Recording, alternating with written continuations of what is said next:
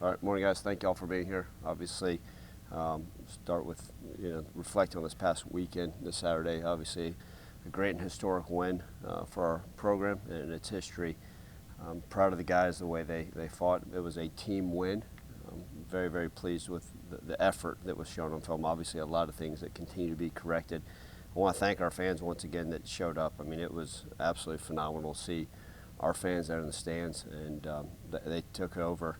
You could hear them pregame, you could hear them before the half, and then you could hear them at the end of the game. It was absolutely a phenomenal job by our fans, and we're so grateful for that support. So, all that being said, look, that was just another game in our books, and I know it's meaningful to so many, and we appreciate that, and I understand where it stands in the history of this wonderful program. But, right when we landed, my sights and thoughts turned to Navy, because that's the next opponent. It's the most important game of the season, because it's our conference opponent on the road. They're undefeated. They're averaging over 43 points a game. Their quarterback is absolutely tremendous. They changed offensive coordinator, so we're still going to see some triple option element, but they do a lot more with it. They've done a phenomenal job. Their fullback is one of the best players in the conference by far and away. Their defense is continuing to be stout. Coach Newberry, who I've known for a long time, we coached against each other over 20 years ago in Division III football. He's always known for a great head coach, and what he does defensively is phenomenal. So we're going to have our hands full. We know how hard it is to play up there in Annapolis. So much respect for the academy, but we're going to have to grit our teeth and put together a great game plan, find a way to beat Navy on Saturday. Ryan, what was your message to the team after such an emotional win and getting them to refocus and look toward the game plan? Absolutely. Post-game, it was enjoy this, make great decisions per usual, and then when they came in the building, I just said, listen, guys, that's great, and there's going to be a lot of people pounding you back, telling you how good you are. They don't give out trophies for winning 3 football games, and the reality of it is we have one goal, and there's a way to go out there and accomplish that, and the only way we can do that is by having immense focus. And you guys have heard me, and you're going to hear me every single week talk about putting the blinders on. And it's now truer than ever, right? Having the great focus and the blinders on what we need to go accomplish. It's been refreshing for me to kind of be off social media, and I know you guys write some wonderful articles, and I'm sorry that that's one less reader, but it just, the ability for our guys to just, look, it doesn't matter if people tell you how great you are or how bad you are. That opinion doesn't matter. The only people's opinions should come from your direct family, and even them sometimes tell us how bad we are.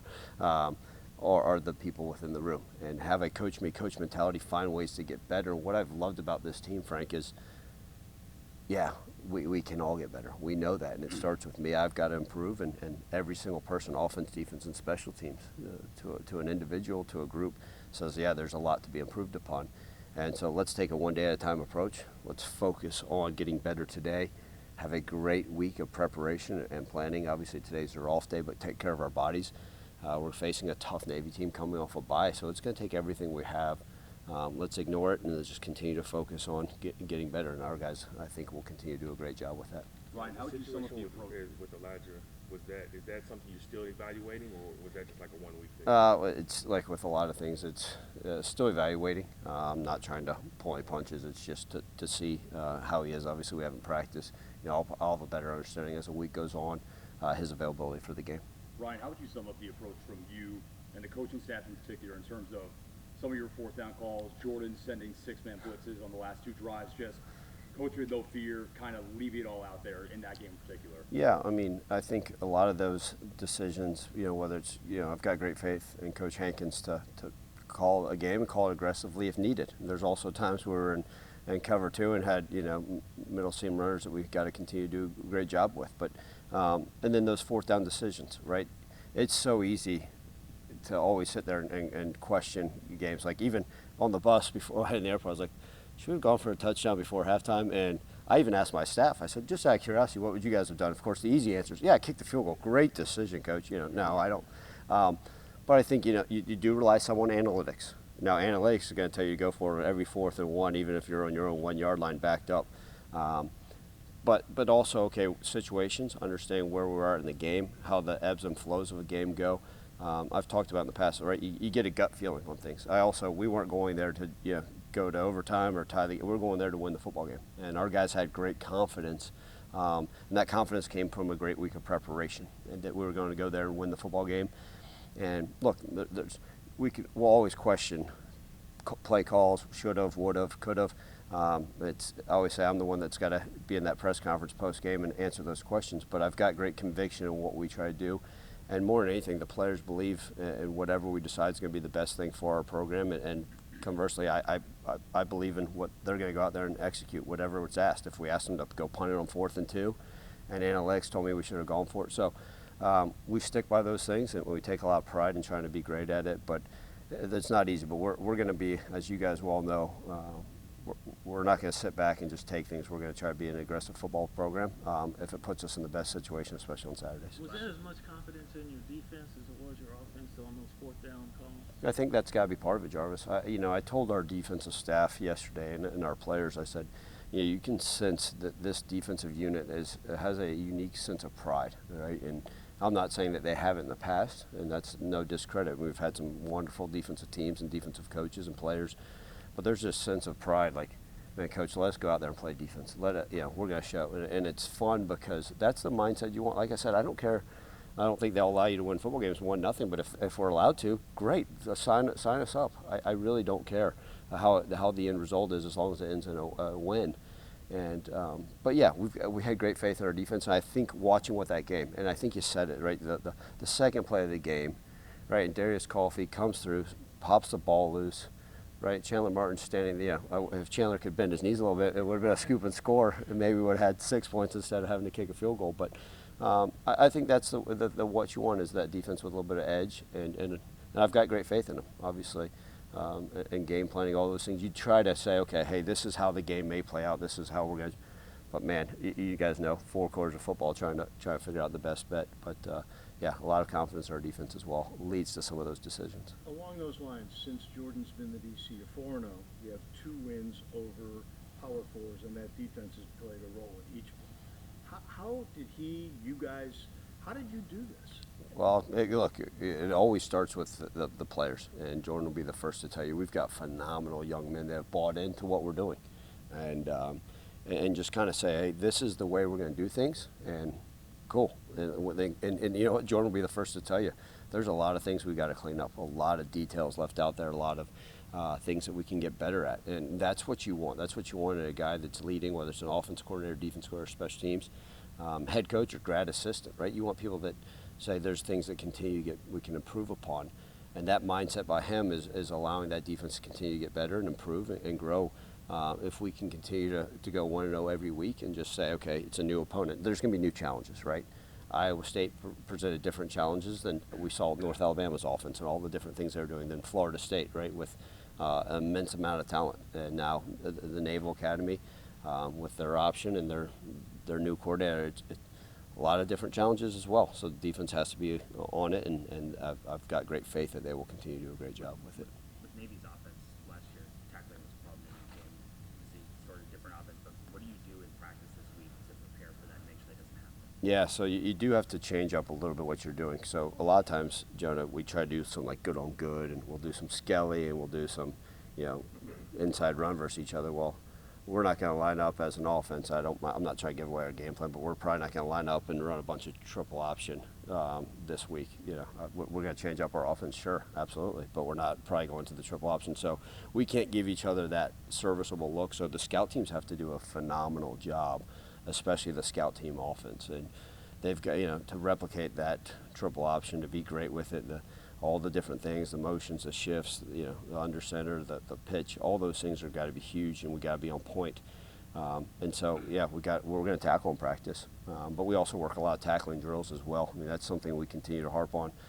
We've got to do a better job of clamping, clasping, and running our feet to secure tackles, not only in last year's Navy game, but even Florida State. We missed some tackles. We missed too many tackles, and we've got to be on it because, when you play one of these service academies or you play any type of triple option team, your eyes have got to be great, because if you're going to see a lot of different things. Trust what your read keys are, what your assignment is, and then, oh, by the way, go tackle. And if you miss that tackle, that's when we've seen some explosive plays. So we got to be great at it, and we got to be good on it starting tomorrow in practice. Coach, you mentioned the blinders.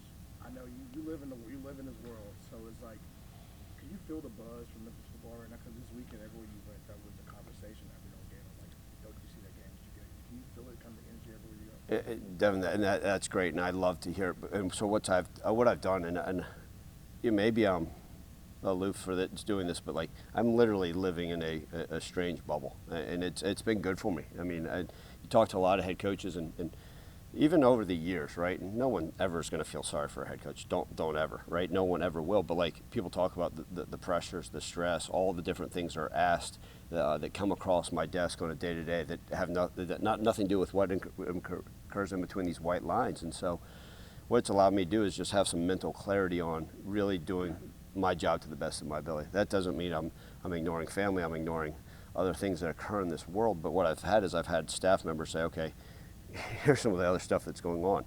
And so I had some people say, hey, by the way, John Morant is tweeting about the football program and about the fans. Well, that's a great thing. The Tennessee Titans are tweeting about the win. Those are wonderful things. Those are tremendous things, right? When I have board of trustees members, when I have the president, when I have people, NFL head coaches saying, man, awesome. Those are great things. That's exactly what you want, and it's great for this city to come together and find ways. And winning football games, if that can do this, man, and that's my job, is to continue to try to put us in the best situation, because it's a really good thing. This city constantly needs great positivity, and if we can be a shining moment and a shining light in this, yeah, let's continue to do it. And that onus is on me to make sure I'm putting us in the best position so we can continue to be a buzz about town in a positive manner and continue to see where we can do things where people are talking about Memphis football on a national level as well. Ryan, After a big win like that, do you almost like having a team like Navy that requires so much hyper-focus, especially on the defensive end of the field? Yeah, I'd like to have a bye before Navy like they've got one for us. No, I mean, I wish, look, coming off a game like that, that's the number one thing is, right, can you get your guys back down to earth? People said no let-ups. There are no let-ups in my, I've got more, and I'm being very truthful in this, I got more angst and pent up, okay, what do we got to do for this game than I have all season? Because it's a conference opponent, it's a tough one. But I think you guys are going to hear me in every press conference, I hope, continue to talk about the word focus. And I think as college football evolves, as the transfer portal continues, as things continue to happen in this game with all the new things, whether it's coach-to-player communication, tablets, NIL, all these other things that continue to get thrown into it, at the end of the day, you still got to have great focus for 18 to 23-year-olds. And I'm not just talking about on Saturday for 4 hours. I'm talking about right now. Right? They're getting treatment? Are they going to study hall? Tuesday practice? Are they doing what they're supposed to? So we've got to continue to harp on it. And a lot of it has to do with the type of young men we're going to continue to bring into this program, ones that have mature sense about themselves, that love football, and that are going to do whatever that takes to be successful. But yeah, the commissioner, I think, is coming to town. Maybe I can convince him, hey, can you maybe give us a bye week before we play Navy? But it's the next opponent. Excited, obviously, for the challenges. Ryan, you said as soon as the plane landed that your focus shifted to Navy, but on the flight back, I know it's relatively short. Do you allow yourself a moment of reflection of, like, damn, we just beat Florida State, I guess your predecessor, good friend of yours, and everything that entails? Yeah, I'm not, Matt, I don't want to, like I told our staff, I don't want to minimize what that win meant. I mean, it is monumental. It is. And I think you just sit there and you think about it in the locker room, what a great feeling that was. Like, wow, we just beat Florida State. I'm from Jacksonville. There was a good chance I was going to be on that staff, possibly on that sideline. And you sit there and say, and look, Mike Norvell gets all my respect in the world. He's a brother of mine, and there's guys on that staff that I know and love so much. But it was just, man, what a great moment for our program and for our players that work so hard, that deserve it. I sit there and think about, okay, is this a great step in our program's history? Absolutely. But it's only as good as the next thing. So, yeah, on the plane, took a deep breath, had the film in front of me, of course, the iPad, and watching the film of the game. And then you land, you say, man, that's awesome. And then you get to see, we had fans at the airport. I mean, how cool was that? I mean, thank you to those fans that showed up at the airport to applaud our players that well deserve that recognition. So thank you to them. But yeah, I got to sit there. And then that night, I'm going to be honest, I sat there with a water in my hand, and I took a deep breath on the couch and watched other teams stress out playing football. And I said, man, how cool is that? We beat Florida State. And that's great. But then when I laid my head down on that pillow that night, it was triple option Annapolis in my brain, and here we go. Outside of Elijah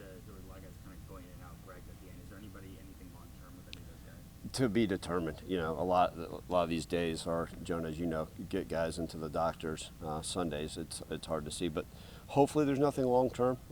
You know, I think we had the humidity actually hit us more so than we thought. We practice in the morning.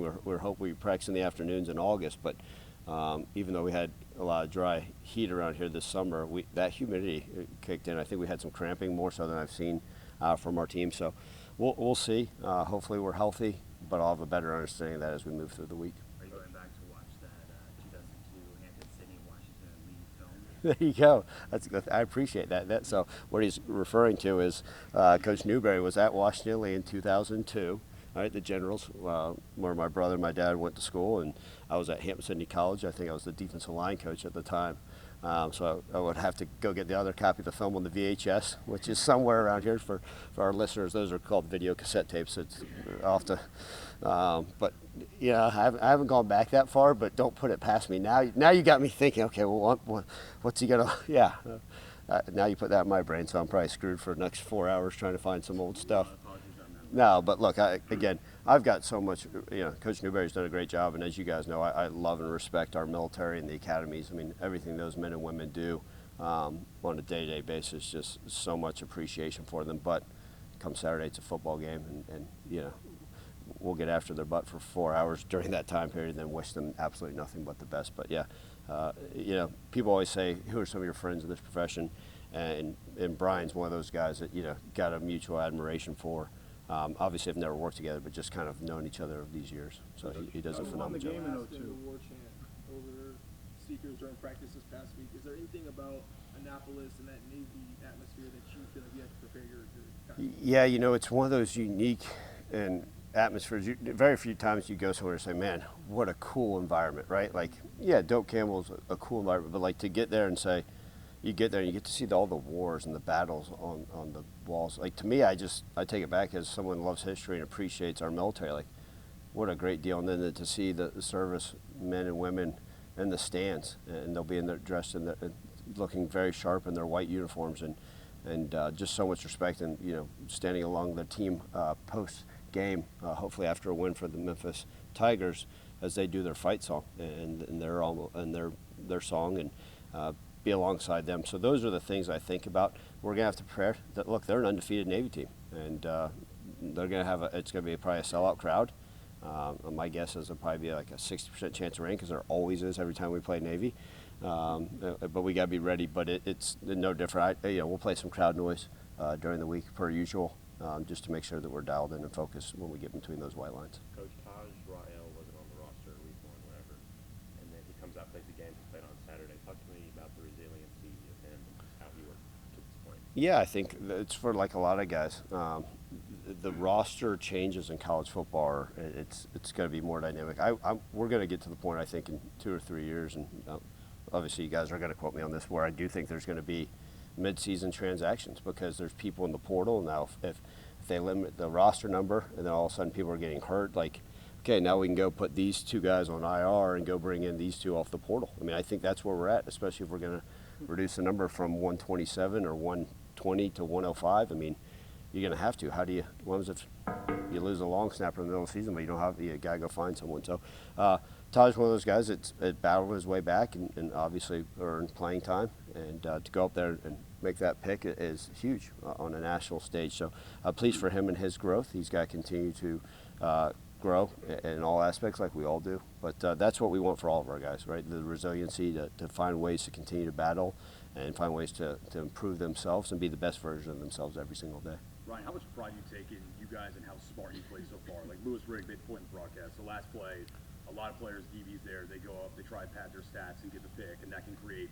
a messy situation. But Julian just volleyball spikes it down, game's over. And it feels like that's been a theme so far. Like, how much pride do you take in that? Yeah, absolutely. Look, I think as a head coach, there's a couple things that, I never want another team to say, man, you're the most talented team we've seen. That just means I can recruit well. That's not like, that's great. Who cares? I always want to hear people say, man, your team plays really hard, right? They play with great effort, and they play physical. And by the way, they seem like a smart, disciplined team. And so, as we go about things, obviously the penalties are a little bit higher than I want this year so far, but we've always taken a lot of pride. Like, we've had 2 games with no penalties in my short tenure as a head coach. Like that, to me, that's a feather in everybody in this program's cap, like being a disciplined football team. But then, secondly, right, being an intelligent football team. And that's our job, is to teach them every single week, right, through training camp, right? Hey, look, this is what we got to do. I don't know how many times I've shown guys dropping the ball before going in the end zone. We talked about that last week. But when we talk about the all-in, that I in N stands for intelligence. And it's not just making sure they're doing well academically and having great GPAs and doing what they're supposed to and being worldly. It's also being the smartest football team that we can possibly be. So it's our job as coaches to continue to pour that into them. And I take a lot of pride in that. That's one of those things. If you tell me we got a smart football team here at Memphis, that will put a smile on my face. Say, that's great to know, but we got to continue to pour into them, so make sure that they're preparing for every situation. Time for 1 or 2 more. Who won the D3 game in '02? Who? Great question. I would hope that maybe the Hampton Sydney Tigers did. We were. It was a blowout. I found the game story this morning. God, you already found it? Yeah. Good. I like that. It was a blowout. So maybe pregame I'll talk a little 0-2 smack to Coach Newberry about it. No. But yeah, those are some old great memories up there in Farmville, Virginia, and Lexington. You said you heard some old coaches, people on Twitter. Who is the most obscure person you heard of? When your phone buzzed, you said, "Oh wow, this person has my number." Well, I don't want to call some people out on some of these things, but got to hear from our guy Jerry Kingwaller, tell me he watched every minute of the game. But what that does is just gives you a sense of pride, right, of the people in Memphis, right? It was great to hear from Coach Hardaway. Man, this is great for our city. This is great for our university. Thanks. And then, so many of the coaches around here, the board, like I said, board members, the president, and then some, NFL coaches. That's cool because it means people are paying attention. And anytime that means people are watching what the team and the program are doing on a national stage is phenomenal. There was hundreds upon hundreds of texts, and I apologize to some people that I haven't gotten back to. A lot of numbers I don't have and don't know, and usually I don't respond because, very rarely are they great things. Usually it's, hey, you should have done this, right? Like, hey, why did you kick the field goal before halftime? How about the win? No, that doesn't matter. You should have kicked the field goal. Okay. So, but it's great because I think people are paying attention to what we're doing, and it seems to be in a positive light, and it's our job to continue that. You talked about the scout team being important. I say, who's your scout team quarterback? Because that's, he's got to do triple option and throw. So, they went back to 2002 and checked Hampton Sydney, Washington, Lee stats. Well, I went back in the record books, and I found out you have 2 more weeks of eligibility left. And so, Jarvis Greer, welcome back out of retirement. He looks good. I know he can do it. Yeah, you're good. Hey, we just need you. We won't let them tackle the quarterback, right? You'll be pitching every time we're handing off the dive. Red jersey, Jarvis. But I mean, I checked, so you got some eligibility. Now, whoever that, we're still going through that. Obviously, it's got to be someone with athleticism. So we'll see who can be able to do that and go out there and perform at a high level, because that's a very, very important role this week. Thank you, Coach. Thank you, guys. Appreciate y'all.